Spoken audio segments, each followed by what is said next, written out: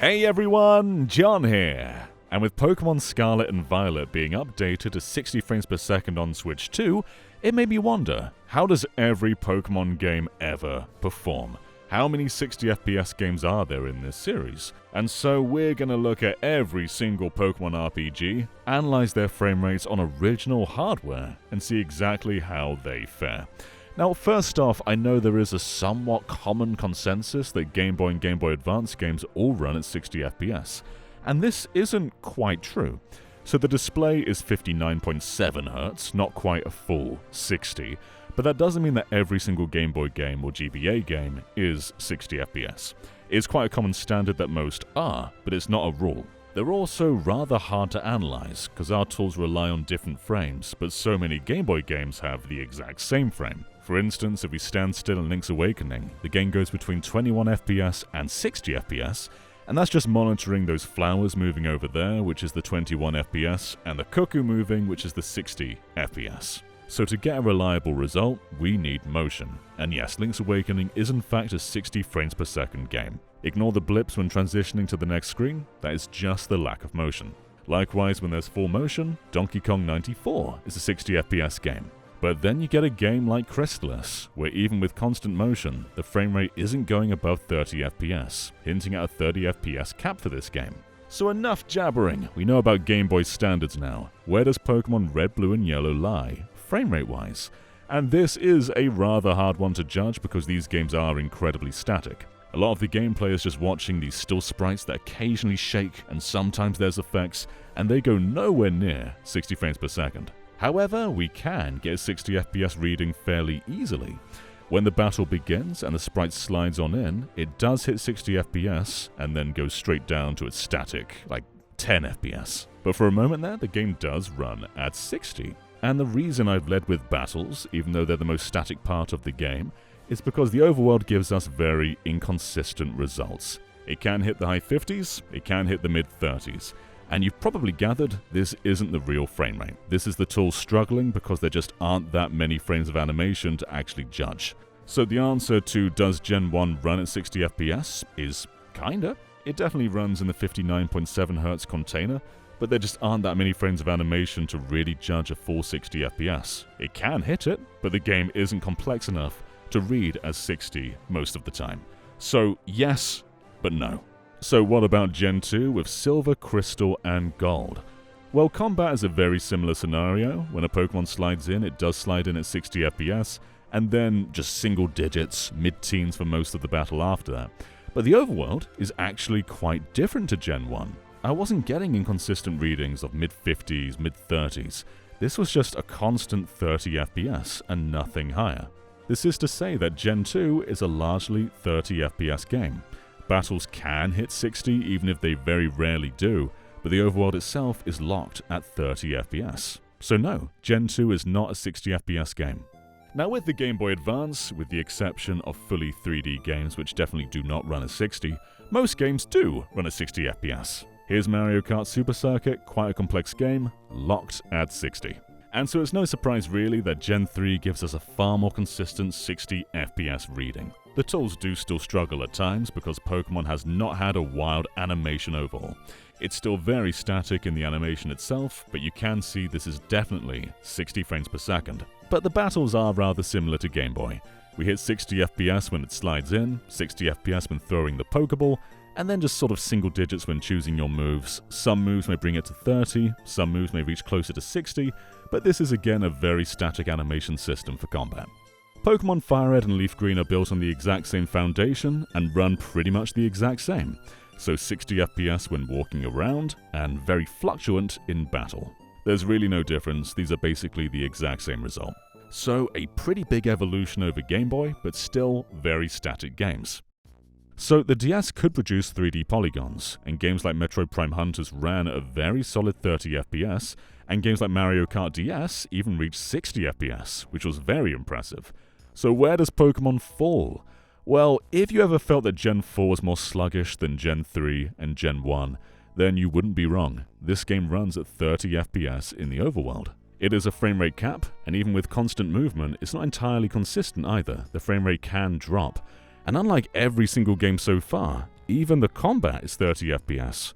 When a Pokemon flies in and the ball spins, the maximum you get is 30 frames per second. Now, Gen 4 is more complex, with a mix of 3D buildings and 2D sprites, but the combat itself is purely 2D and very rarely animated, so this is a big shame to see, especially when far more complex games like Mario Kart DS ran at 60 FPS. Much like Fire Red and Leaf Green, Soul Silver and Heart Gold are built off the prior game, and they run the exact same. So that is to say, 30 FPS cap in the overworld, 30 FPS cap in the battles. But what about Pokemon Black and White, and Pokemon Black 2 and Pokemon White 2? They are the exact same tech. How do they run? Well, they are also locked at 30 FPS in the overworld, but they are far more ambitious. There's a far greater use of 3D in these games, so it's more respectable in this case. And a big jump over every single other Pokemon game is the battles are now animated. The sprites jiggle around, the battle effects are more impressive, and far more impressive than Gen 4 is this is now 60 frames per second. That's not to say the reading is going to read out at 60 FPS the entire time. The animation is still rather low even if they are moving, but certain effects will show that this is in fact running at 60 frames per second, such as the Pokemon coming in and some certain battle effects. So ignore the actual results here, this is in fact 60 FPS. And now we're out of the 2D sprite era, which means two things. These games are now more demanding, but it also means our tools are far more accurate. So even if there isn't constant motion, we can see the exact frame rate now, and we don't need to look for the peak to understand exactly what the game is running at. So let's begin with two GameCube RPGs first. We're returning to Gen 3 with Pokemon Colosseum and XD Gale of Darkness. These are the first fully 3D Pokemon RPGs, and they run a very consistent 30 FPS. There's only a frame drop or two in combat, it's never very big, and the overworld itself when in towns is also just very consistent, 30 FPS pretty much the entire time. XD has a couple more drops when just going around buildings, but it's nothing too drastic, it's still likewise a 30 FPS game. But let's jump to the 3DS with Pokemon X and Pokemon Y. And there's two different things to analyze here. We're still at 30 FPS in the overworld with only a couple of drops.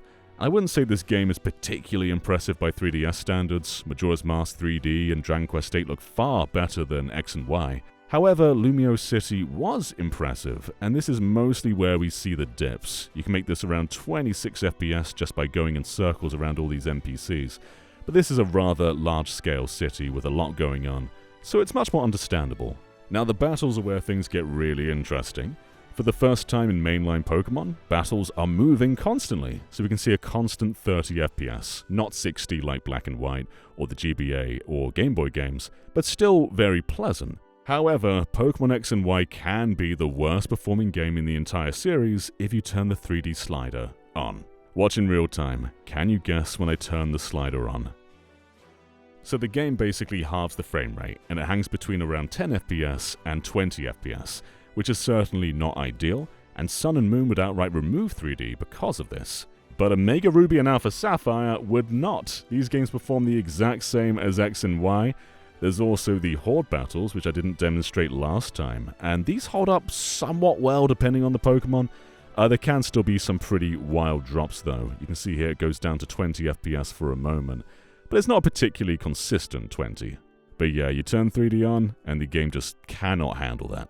Pokemon Sun and Moon, though, was a wild jump for the series visually. Areas were far more expansive, the character models were more detailed and larger, there's fully 3D Pokemon on the overworld far more often, especially with your helper partners. It really is quite an ambitious 3DS game, and runs at 30 FPS pretty much the entire time in the overworld. I will say the battles haven't really changed from X and Y, they look pretty much the same. The only real difference is they've turned 3D off, you can't use that slider at all, and so it runs at 30 FPS. You can't really stop that. Much like Black and White 2, Ultra Sun, Ultra Moon is the exact same and not really worth analyzing here. And that brings us to the Switch era of Pokemon. And every single game on Switch is quite radically different from the last, so these are rather interesting to analyze. So let's begin with Pokemon Let's Go Eevee and Pikachu. These seem like an evolution of Pokemon's Sun and Moon tech, and they likewise run at 30 FPS. Quite consistently most of the time. We noted in our recent video that areas like Viridian Forest run fine when docked, but can lose frames when undocked. And you can see it here. The Switch 2 does resolve this, bringing it to a constant 30, But otherwise, it's a pretty consistent game. The only real times I can get the game to drop is when flying around on a pretty fast Pokémon. So when loading into a new area, the game does drop down to around 20 FPS, but only for a moment there. But when just roaming around regularly, it's just constantly 30, you can't really shake this game. Pokémon Sword and Shield also runs at 30 FPS, this is going to be a standard for Switch Pokémon games, and to its credit, it doesn't really shake it. I was roaming around towns, roaming around the wild area, and it stays at 30 FPS pretty much constantly. Battles maintain 30, even when using moves with quite complex effects, it's still a solid 30 FPS. So this is a very stable game, even if there are problems with it, like the wild area being rather ugly and quite a lot of pop-in when going around the towns. Next up is Pokémon Brilliant Diamond and Shining Pearl, and these are built on a completely different engine being Unity, and they're also 30 FPS, it doesn't really shake from 30 FPS. Not really a whole lot to say about this one. It's very consistent and stable, but it's also not particularly impressive, and I would have thought a game like this could have hit around 60 FPS on the Switch, but it does not. And that brings us to Pokémon Legends Arceus, which is likewise a 30 FPS game with very few drops. This is the first game in the franchise where battles don't transition to a different room, but instead take place in the actual world.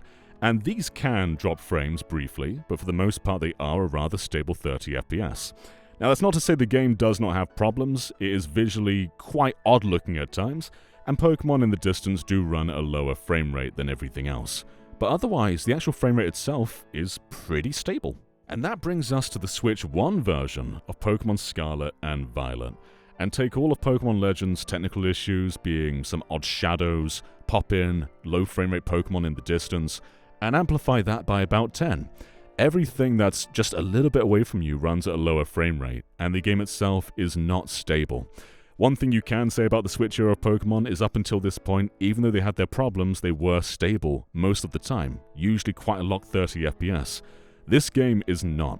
It's very common to go below 30 and hang in the mid-20s, but there's also areas that bring you to 20 FPS and even below that. It's full of technical glitches, it doesn't run very well.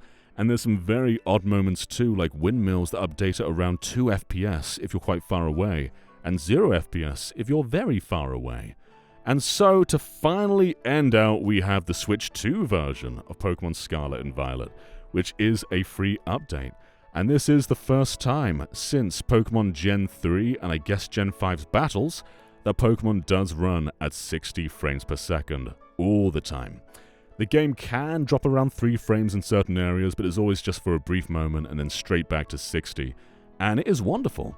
You see those problem areas in the Switch 1 version where it went to 20 FPS, and they are running at a rock-solid 60, even in Pokémon battles. There's really not a whole lot to criticize about the performance, and those low frame rate Pokémon and NPCs are gone now. Everything is full rate.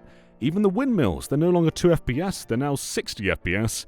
Well, most of them. Some of them are still 0, until you're in the exact same position as Switch 1. And then there's 60, but at least they're not 2, like Switch 1 had them. This isn't to say that Pokémon Scarlet and Violet are now technical marvels. They have their problems, absolutely. There's still a lot of pop-in, and some of that stuff looks very odd, like this pop-in right here. And even though it runs at 60 and is in a much higher resolution, the game doesn't particularly look very good. So if you skipped out on this game because of the low performance, I think you can have a whole lot more fun with it now. Definitely not perfect, but a huge fix. And technically the first 60 FPS Pokemon game that reads at 60 the entire time. So what Pokemon games are 60 FPS? Well, we have Gen 1 in its entirety, even though it's very, very static. Gen 2 half of the time. In battles, yes. In the overworld, no. Gen 3 and the Gen 1 remakes, yes. Gen 4, no. Gen 5, no, but yes in battles. Gen 6, no. Gen 7, no. Gen 8, no. Gen 9, no for half of it, not on Switch 1, but yes on Switch 2. Anyway, let me know if you enjoyed this down below, and thank you so much for watching. We will catch you next time. Bye everyone.